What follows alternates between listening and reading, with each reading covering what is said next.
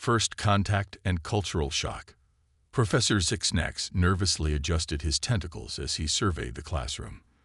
Today was the day he'd been simultaneously anticipating and dreading since the start of the semester. The day the exchange students from Earth would give their cultural presentation to his Galactic Sociology 101 class. The lecture hall was filled with a diverse array of alien life forms.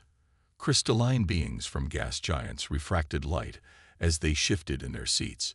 Gelatinous entities from low-gravity worlds quivered with anticipation. Plant-based intelligences from garden planets rustled their leaves in hushed conversation. Zixnax had tried to prepare his students as best he could, but how does one truly prepare anyone for their first encounter with Deathworlders? As the two humans entered the room, an anxious hush fell over the class. The smaller one, a female if Zixnax recalled his xenobiology correctly, flashed what he hoped was a friendly smile rather than a display of aggression. Her larger companion, a male with impressive musculature, nodded at the professor. "Thank you for having us," the female said, her voice carrying easily across the room. "I'm Sarah, and this is Mike. We're excited to share a bit about human culture with you all today." Zixnax's eye stalks swiveled nervously. "Yes, welcome. Please begin your presentation whenever you're ready." Sarah stepped forward, her movements fluid and predatory, in a way that made several students instinctively retreat into their protective shells or camouflage themselves. "So, what do you all know about humans?" she asked brightly. A tentative tendril rose from the back of the room. "You eat other animals," squeaked Gloop, a gelatinous being from a low-gravity swamp world. Sarah laughed, the sudden sound causing half the class to flinch. "That's right, though Mike here is actually a vegetarian." The muscular human shrugged. "Got to get those gains somehow. I just use plant protein."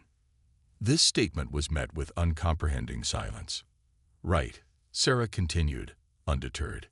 "Well, one thing that's central to human culture is our drive to push ourselves beyond our limits, to go farther, faster, higher than anyone thought possible." She pulled up a holographic image of a human running. "This is a marathon. It's a race where humans run for 42.2 kilometers. That's about 26.2 miles, without stopping." A chorus of horrified gasps filled the room. "But why?" asked a crystalline being, its facets dimming in distress. Mike grinned. "For fun, mostly." "Fun," stammered Professor Zixnax. "You mean this is some kind of punishment?" Sarah shook her head. "Not at all. Humans do this voluntarily. In fact, people train for months or even years to compete in marathons." "That seems wildly unnecessary," observed a sentient fungal colony. "Surely there are more efficient modes of transportation." "Oh, absolutely," Mike agreed. "But that's not really the point. The point is to challenge yourself, to see what you're capable of." He flexed an impressive bicep, causing several students to cower behind their desks. "Same reason I lift weights. Got to push those limits, you know." But why?" Gloop burbled, clearly struggling to comprehend. "What purpose does it serve?" Sarah and Mike exchanged a look, both fighting back laughter at the alien bewilderment. "Well," Sarah began, her tone dripping with playful sarcasm, "you see, we humans have this strange notion that sometimes doing difficult things for no practical reason whatsoever can be rewarding." "Rewarding?" echoed a multi-limbed arachnoid. "You receive compensation for this self-inflicted suffering." Mike snorted. "Unless you count a participation medal and a banana at the finish line as compensation, then no. The reward is more internal." Professor Zixnax's tendrils twisted in confusion. "You mean these activities release some kind of narcotic substance in your bodies?" Sarah bit her lip, struggling to maintain a straight face. "Not exactly. Although there is something called a runner's high. It's more about the sense of accomplishment, the knowledge that you've overcome a significant challenge." "But why seek out challenge?" asked the fungal colony. "Is your world not challenging enough already?" "Oh, Earth is plenty challenging. Mike assured them. But you see, that's kind of the point. We evolved on a death world, so we're hardwired to take on challenges. If we don't have any real ones, we make them up. He pulled up another holographic image, this one showing the human clinging to the side of a sheer cliff face. This is called free solo climbing. It's when a person climbs a massive rock wall with no ropes or safety equipment. The class erupted in a cacophony of alarmed clicks, whistles, and subsonic rumbles. But they could fall, screeched an avian being, its feathers puffing out in distress.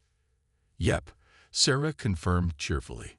That's what makes it exciting. Exciting. The word was repeated in a dozen different languages, each version more incredulous than the last. Humans find the possibility of death exciting. Professor Zixnax asked weakly, wondering if perhaps he should have heeded the warnings and not allowed this presentation after all. Well, not all humans, Mike clarified. But yeah, some of us get a real thrill out of pushing right up to the edge of what's possible, and sometimes beyond what's possible. The crystalline being's facets pulsed in confusion. That is a logical impossibility. Sarah grinned. Welcome to humanity, where we treat the impossible like a personal challenge. She brought up another image, this one of a sleek spacecraft. This is from the early days of our space program. We decided we wanted to send people to our moon, despite having no idea if it was actually possible. But why? Gloop burbled. What resources did your moon have that were so valuable?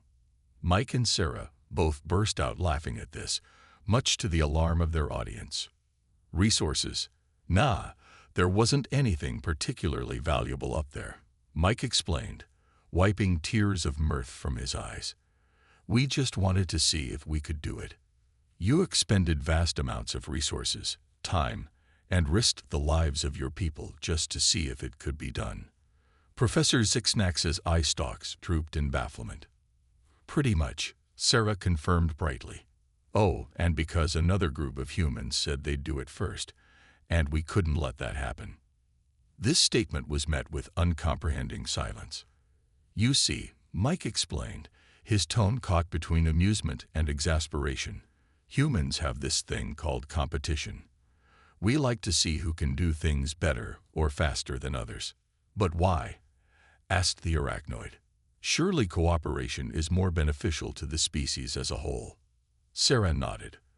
Oh, we cooperate too, but we found that a little healthy competition can drive innovation and push us to achieve things we never thought possible.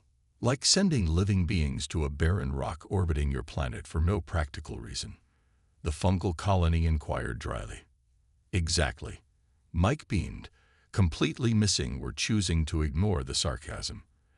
And then we decided to go even further. We've sent probes to the edges of our solar system and beyond. He brought up an image of a tiny spacecraft against the backdrop of stars.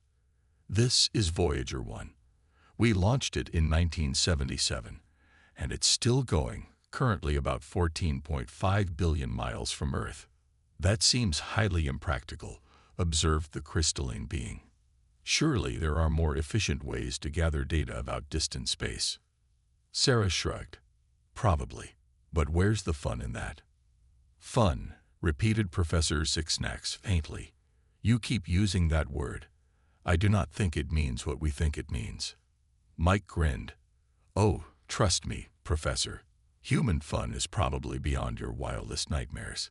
This statement did nothing to reassure the increasingly anxious class, as Sarah launched into a description of skydiving, complete with holographic demonstrations. Professor Zixnax couldn't help but wonder what he had gotten his students into. One thing was certain, this cultural exchange was going to be far more exciting than anyone had anticipated. Extreme sports and alien horror. Sarah's eyes twinkled with barely suppressed mirth as she transitioned to the next part of the presentation. Let's talk about some other fun human activities, she suggested, bringing up an image of a human leaping from a high platform with some kind of fabric attached to their back. This is called skydiving, she announced proudly. Are they falling? Gloop asked, its gelatinous form quivering in horror. Yep, Mike confirmed cheerfully. They jump out of a perfectly good aircraft, free fall for a while, then open a parachute to land safely. But why? The question came from multiple students simultaneously, their voices a mix of confusion and distress. Sarah's grin widened. For the adrenaline rush, of course. There's nothing quite like the feeling of plummeting towards the ground at terminal velocity. The class stared at her in horrified silence. "Oh, come on," Mike cajoled. "Don't tell me none of you have ever wanted to know what it feels like to fall from a great height." No. The response was unanimous and vehement. "Huh," Mike mused. "Guess it's a human thing." "I should hope so," muttered Professor Zixnax, making a mental note to update the university's safety protocols regarding human exchange students. Sarah, seemingly oblivious to the class's distress, continued on. "Of course, skydiving is just the beginning. Some humans like to take it even further with something called wingsuit flying." She brought up a video of a human in a strange bat-like suit soaring between mountain peaks. The class watched in stunned silence as the human navigated through narrow gaps and skimmed perilously close to jagged rocks. "As you can see," Sarah narrated, her voice filled with inappropriate enthusiasm, "the wingsuit allows humans to achieve something very close to true flight. Of course, one wrong move, and..." She made a splat sound and gesture with her hands. Several students whimpered. Gloop oozed under its desk. "But don't worry," Mike added quickly, misinterpreting the class's reaction as concern rather than abject horror. "Wingsuit flyers train for years to perfect their skills. It's perfectly safe." "You and I have very different definitions of safe," the arachnoid observed dryly. Sarah laughed. "Oh, you have no idea. Wait until you hear about freediving." She brought up an image of a human descending into dark ocean depths. "This is the sport of diving as deep as possible on a single breath of air. The current record is 214 meters.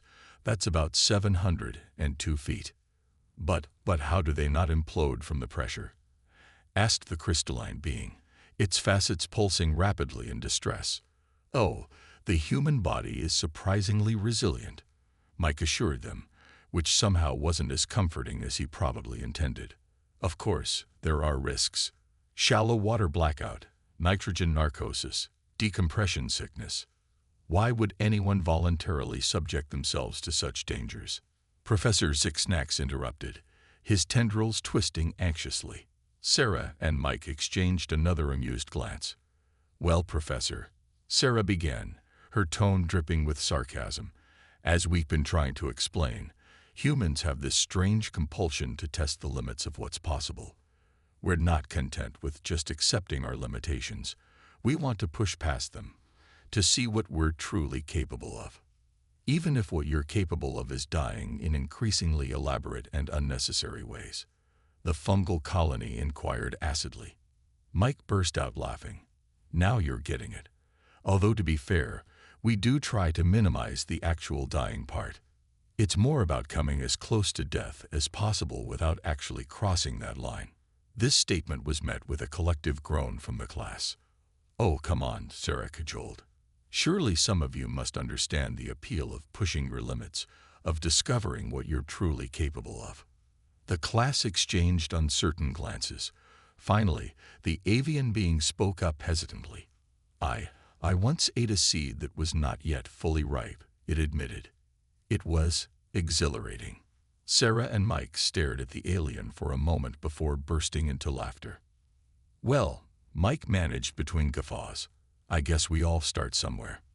"Perhaps," Professor Zixnax interjected desperately, trying to regain control of the class, "we could move on to some less perilous aspects of human culture." Sarah wiped tears of mirth from her eyes. "Of course, Professor. Though I have to warn you, even our less perilous activities might seem a bit extreme to you all." She brought up an image of a human running with some kind of large feline predator in hot pursuit. "This is from an event called the Running of the Bulls in Pamplona, Spain. It's a festival where people voluntarily run in front of a group of angry, charging bulls. The class erupted in a cacophony of alarmed sounds. But why? Gloop burbled from beneath its desk. Why would you run towards danger instead of away from it? Mike shrugged. For the thrill, I guess, and bragging rights. It's considered pretty badass to participate in the running of the bulls. Badass, repeated the crystalline being, its facets dim with confusion. It means cool, impressive, Sarah explained. In human culture, there's often a lot of social prestige associated with doing dangerous or difficult things. So you risk your lives for social status. The arachnoid clarified, its tone somewhere between horrified and grudgingly impressed. Well, when you put it like that, it does sound a bit silly, Mike admitted. But it's more than that. It's about facing your fears, pushing your limits, experiencing life to the fullest. By nearly ending it, Professor Zixnax couldn't help but interject. Sarah laughed. I know it sounds crazy to you all, but for us, there's something incredibly exhilarating about pushing ourselves to the edge. It makes us feel more alive. More alive by being closer to death, the fungal colony mused. How paradoxical. That's humans for you, Mike grinned. We're full of paradoxes. Sarah nodded enthusiastically. Take our sports, for example. We have entire industries built around activities that, from an outside perspective, might seem completely pointless. She brought up a series of images. Humans chasing a ball across a field, others hitting a small white ball with metal sticks, still others sliding down snowy mountains on thin planks. These are some of our most popular sports, she explained. Soccer, golf, skiing. None of them serve any practical purpose, but millions of humans dedicate their lives to becoming the best at them. But why? It was Gloop again, having cautiously re-emerged from under its desk. Competition, Mike said. Challenge. The drive to be the best. To push the limits of what the human body can do. And sometimes, Sarah added, just for the sheer joy of it. The feeling of running faster than you've ever run before, of hitting a perfect shot, of flying down a mountain with the wind in your face. The class was silent for a moment, trying to process this information. It seems, the arachnoid finally said, that humans have a very different relationship with danger and difficulty than most species. Sarah nodded. We do. For us, overcoming challenges isn't just about survival. It's a core part of who we are. It's how we grow, how we learn, how we push ourselves to be better. But surely, Professor Zixnax interjected, there must be limits. Surely there are some risks that even humans won't take. Mike and Sarah exchanged a glance, then burst out laughing. Oh, Professor, Sarah said, wiping away tears of mirth. You have no idea.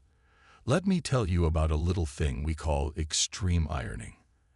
As Sarah launched into an explanation of yet another baffling human pastime, the alien students listened with a mixture of horror and growing fascination.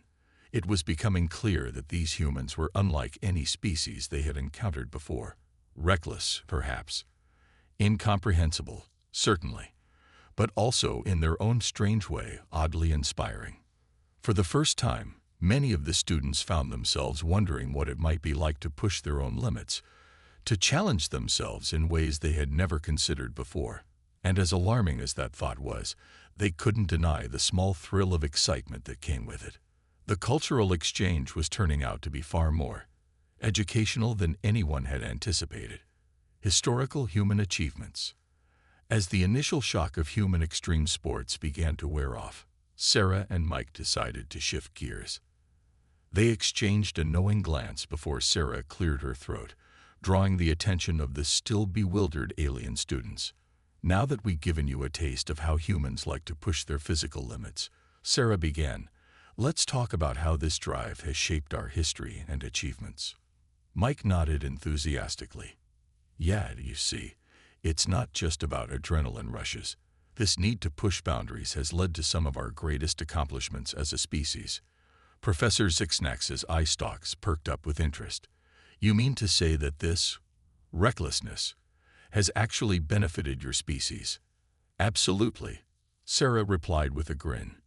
In fact, you could argue that it's been crucial to our survival and development. She pulled up a holographic image of an ancient sailing ship. Let's start with exploration.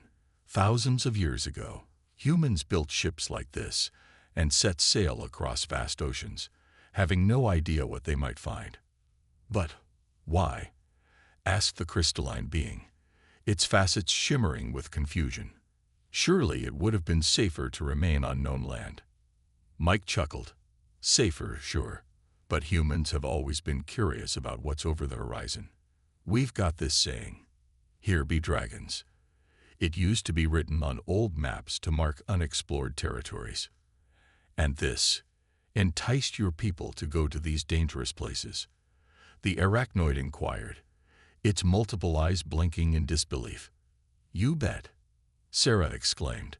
Nothing gets a human more excited than the unknown. We just had to know what was out there. She cycled through more images, ancient explorers trudging through deserts, scaling mountains, and hacking their way through dense jungles. Many of these expeditions were incredibly dangerous, Sarah explained. Explorers faced hostile environments, unknown diseases, dangerous animals, and sometimes hostile native populations. Many didn't survive. A collective shudder ran through the alien students. But those who did, Mike continued, they changed the course of human history. They mapped our world, discovered new lands, connected different cultures. It wasn't always pretty. There were definitely some dark chapters, but it shaped the global civilization we have today. Professor Zixnax's tendrils twisted thoughtfully. I see. So this drive to explore led to increased knowledge and cultural exchange. Exactly, Sarah beamed. And it didn't stop with our planet. Remember that moon landing we mentioned earlier? That was just the beginning. She brought up an image of a massive rocket launching into space. This is the Saturn V rocket.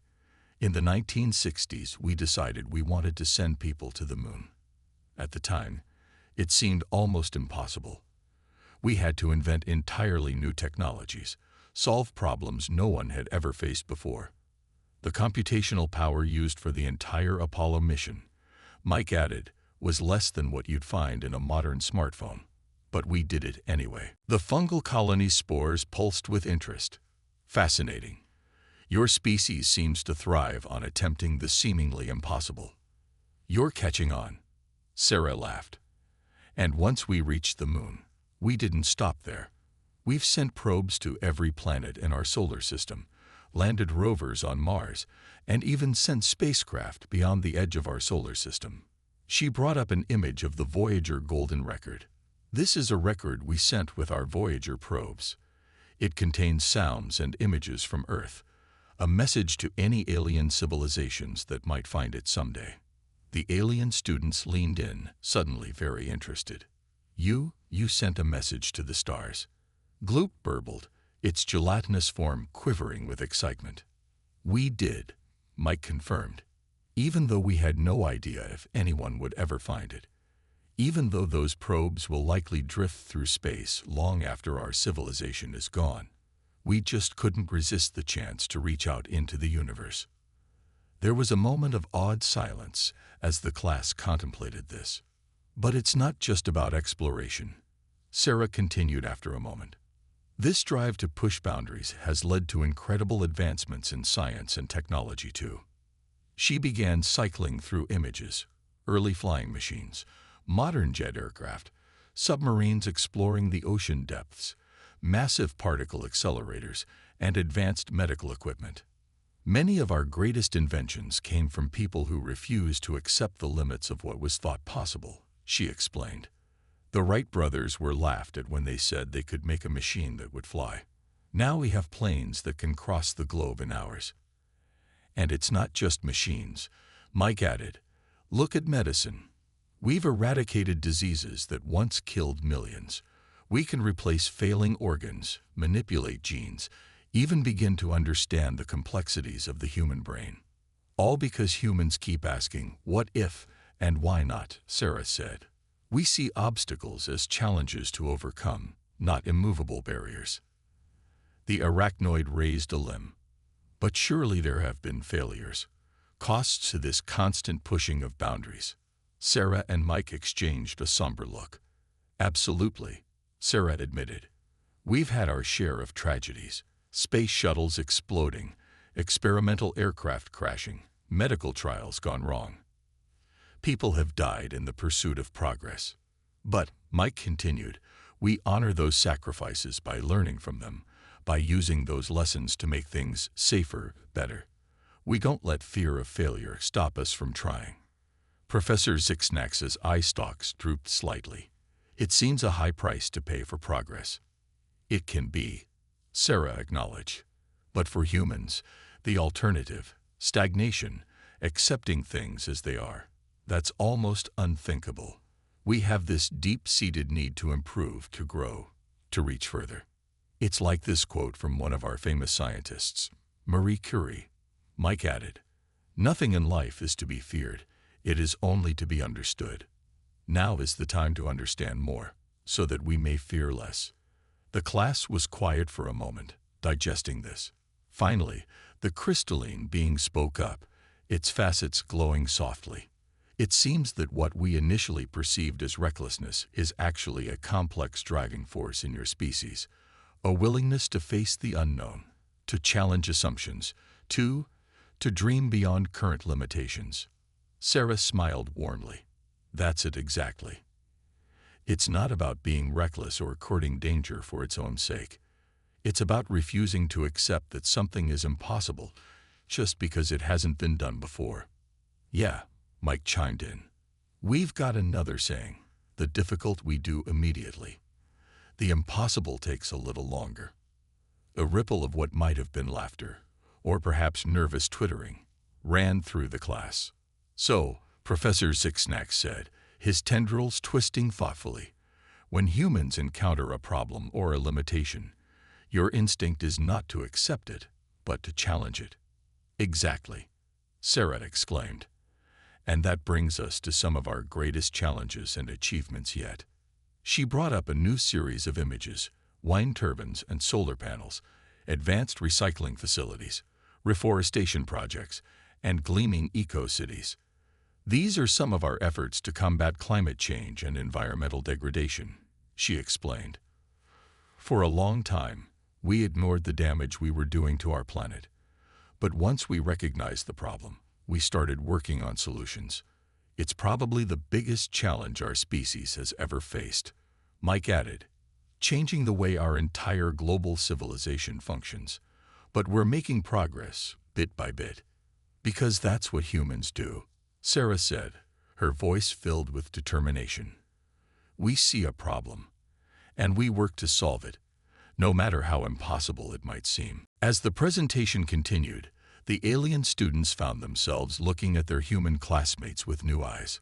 What had at first seemed like reckless thrill-seeking was revealing itself to be something far more complex and perhaps admirable.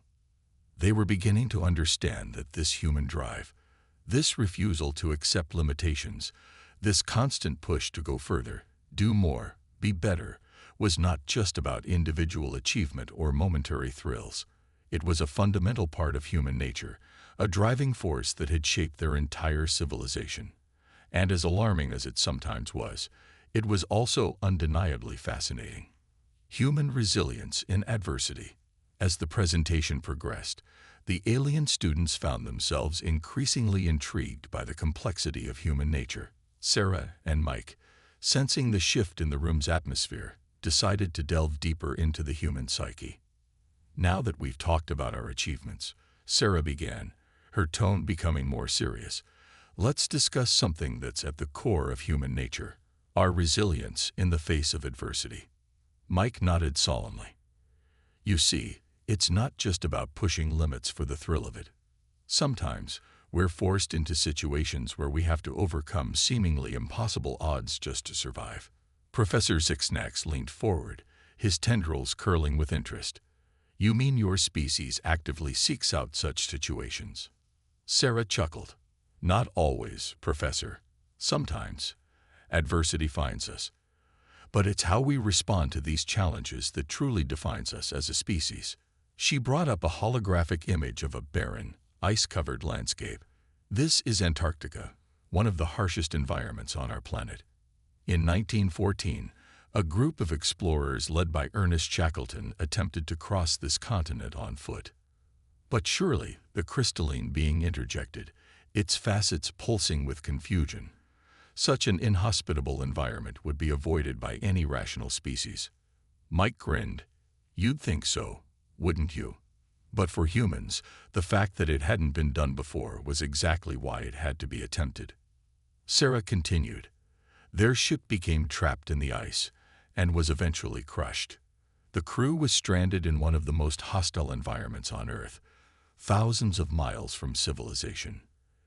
A collective shudder ran through the alien students.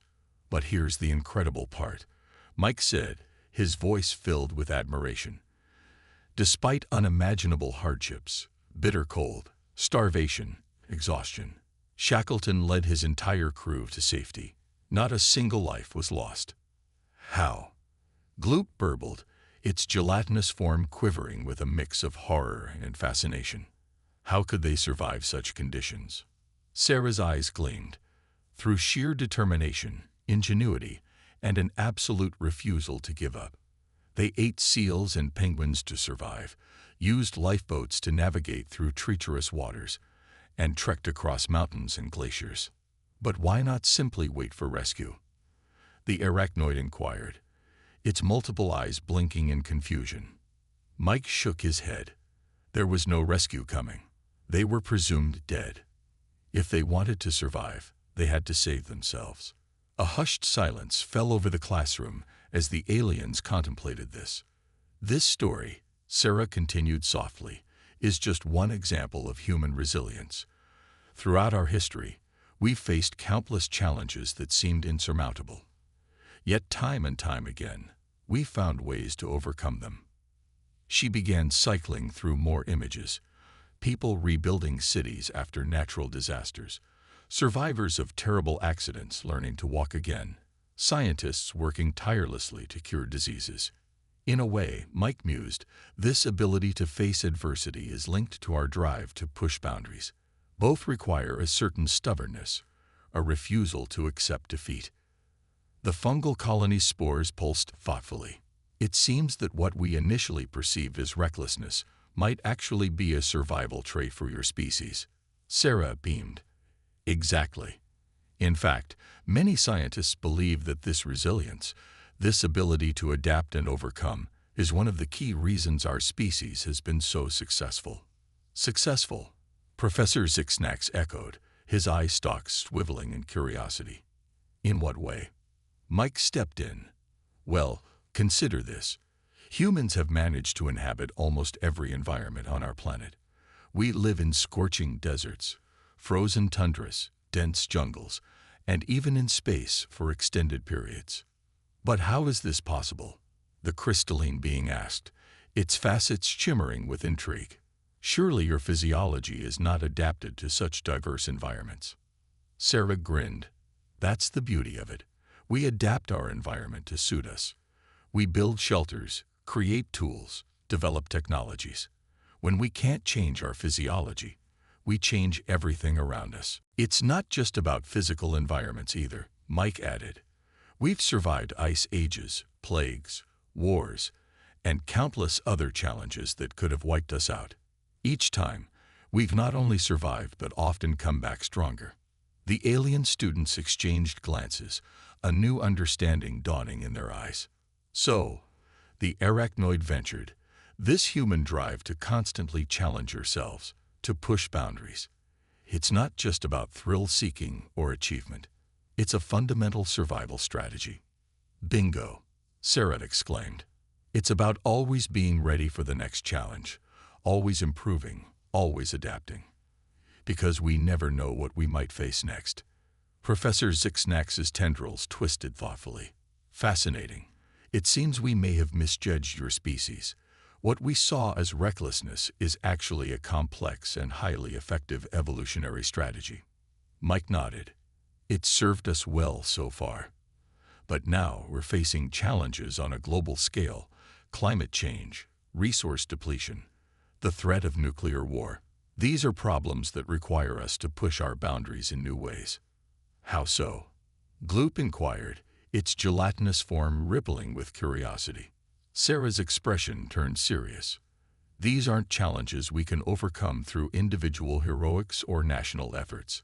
They require global cooperation, long-term planning, and sometimes sacrificing short-term gains for long-term survival. In a way, Mike added, it's the ultimate test of our ability to adapt and overcome. Can we channel the same drive that sent us to the moon into saving our planet? Can we push the boundaries of our political and economic systems the way we've pushed the boundaries of science and exploration? The classroom fell silent as both humans and aliens contemplated these questions. Finally, the crystalline being spoke up, its facets glowing softly. It seems, then, that your species stands at a crossroads. Your greatest strengths, this drive to push boundaries, to overcome challenges, must now be applied to problems of your own making. Sarah nodded solemnly. That's exactly right. And honestly, it's a little terrifying. But you know what? It's also exciting. Because if there's one thing humans are good at, it's rising to a challenge. Mike grinned. Yeah, tell a human something's impossible, and we'll move heaven and earth to prove you wrong. As the class digested this information, a palpable shift could be felt in the room. The initial fear and bewilderment had given way to a grudging respect, even admiration. These humans, with their strange ways and their constant drive to push boundaries, were not just reckless thrill-seekers. They were survivors, innovators, dreamers. And as alarming as their methods sometimes seemed, there was something undeniably inspiring about their refusal to accept limitations, their determination to always reach further, do better, be more. The alien students found themselves wondering what their own species might achieve if they embraced just a little of that human spirit. And as Sarah and Mike prepared to wrap up their presentation, there was a sense that this cultural exchange had changed not just how the aliens viewed humans, but perhaps how they viewed themselves and their own potential as well. Bridge building and mutual understanding. As Sarah and Mike's presentation drew to a close, an unusual energy filled the classroom. The alien students, who had initially viewed their human classmates with a mixture of fear and bewilderment, now gazed at them with newfound respect and curiosity. Professor Zixnax cleared his throat, or rather, made a sound approximating a throat clearing through his breathing spiracles. Well, this has certainly been illuminating. I believe we all have a new appreciation for human culture and drive. Do any students have questions for our human guests? A forest of limbs, tendrils, and other appendages shot up around the room. Sarah and Mike exchanged amused glances. Looks like we got a lively queue and a session ahead of us. Mike chuckled. The crystalline being's facets pulsed eagerly as it was called upon. You spoke of pushing boundaries and overcoming challenges. Is there a way for non-humans to understand this drive more directly? Sarah's eyes lit up. Actually, that's a great question. Mike and I were hoping you'd all be interested in a little cross-species collaboration. A mix of excited and nervous murmurs rippled through the classroom. Mike stepped forward. We've got an idea for a joint human-alien adventure. Nothing too extreme, he added quickly, noticing Professor Zixnax's eye stalks quivering anxiously. But something that'll give you a taste of what it's like to push your comfort zones. What exactly did you have in mind? The arachnoid inquired, its multiple eyes blinking with a mix of curiosity and apprehension. Sarah grinned. We're proposing a group expedition to Nexus Canyon on the outskirts of the campus.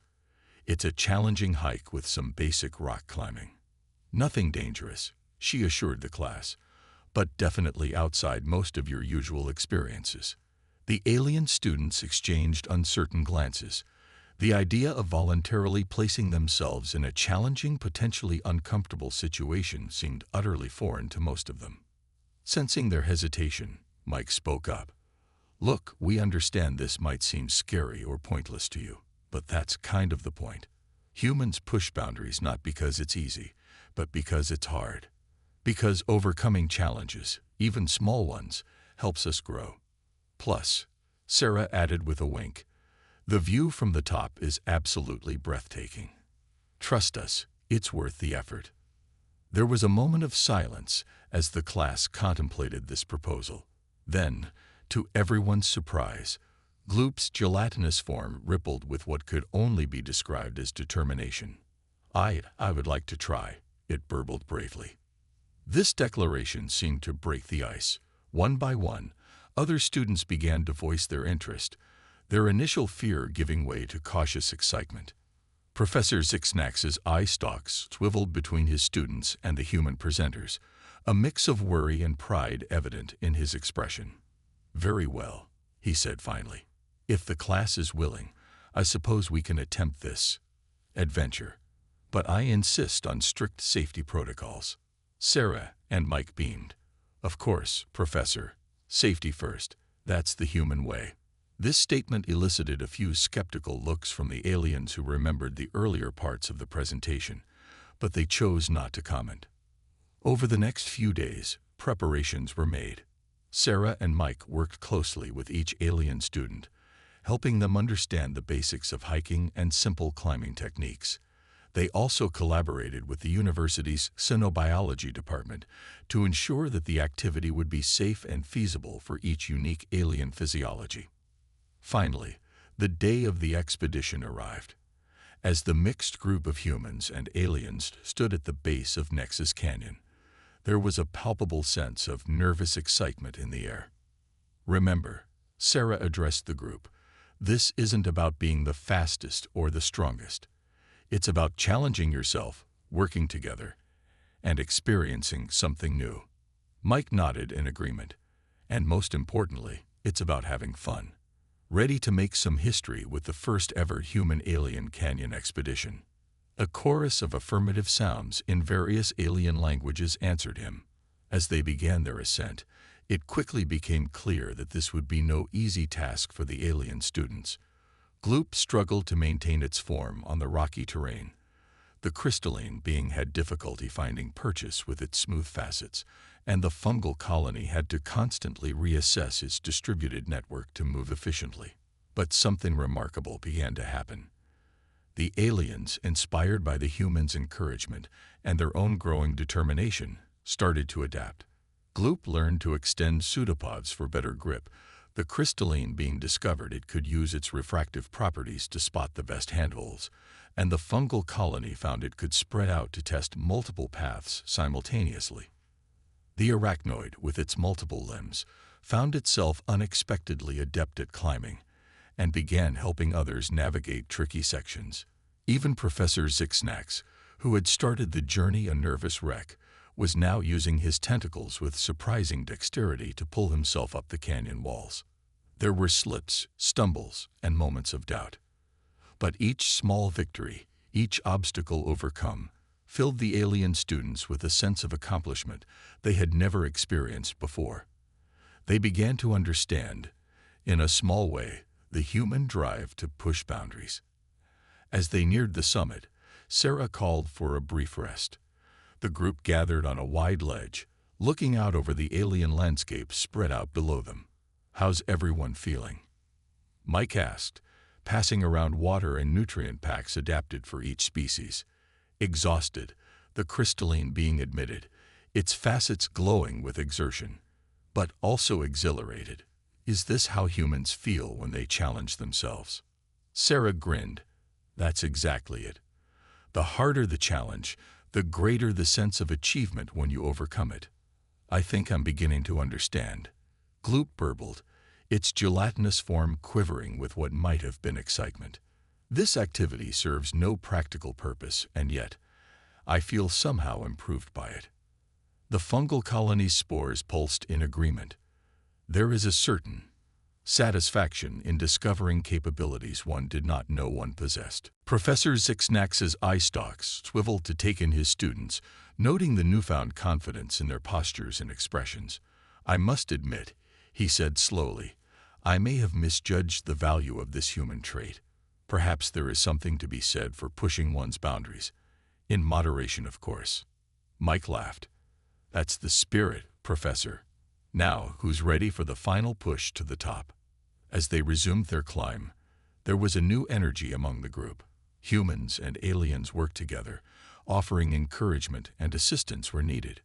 When they finally reached the summit, a cheer went up that echoed across the alien landscape. The view, as Sarah had promised, was breathtaking. The alien students gazed out over their world with new eyes, seeing possibilities where before they had only seen limitations. You know, the arachnoid mused, its multiple eyes taking in the panoramic view. I believe I understand now why humans are so driven to explore, to push boundaries. From up here, anything seems possible. Sarah nodded, a soft smile on her face. That's the magic of it. Every summit we reach just shows us how much further we can go. As the mixed group of humans and aliens stood together at the top of Nexus Canyon, there was a sense that boundaries of a different kind had been crossed. Cultural barriers had been bridged, mutual understanding fostered, and new possibilities unveiled. The alien students had taken their first small step into the human world of challenge and achievement. And in doing so, they had not only gained a new perspective on their human classmates, but also on their own potential. As they began their descent, already chattering excitedly about future joint adventures, it was clear that this cultural exchange had been more successful than anyone could have imagined. It had opened up a new world of possibilities, not just for the aliens learning about humans, but for both species learning from each other. In pushing beyond their comfort zones, they had found a common ground, a shared experience that transcended their biological differences. And in that shared experience, they had discovered something fundamental about the universe and their place in it, that the greatest adventures, the most profound discoveries, often lie just beyond the boundaries of the known, waiting for those brave enough to explore.